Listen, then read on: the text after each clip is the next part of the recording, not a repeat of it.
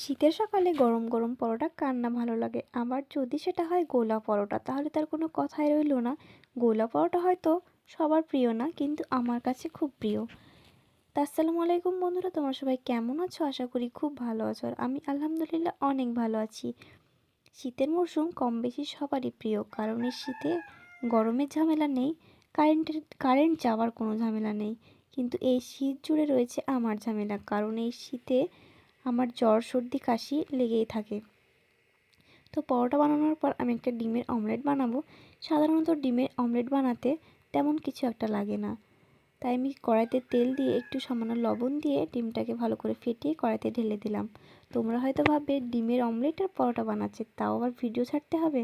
তো না, আমার কাছে ডিমের অমলেট আর পরোটা অনেক ফেভারিট, তাই আমার ইচ্ছে হলো একটা ভিডিও বানাই, তাই ভিডিওটা বানালাম।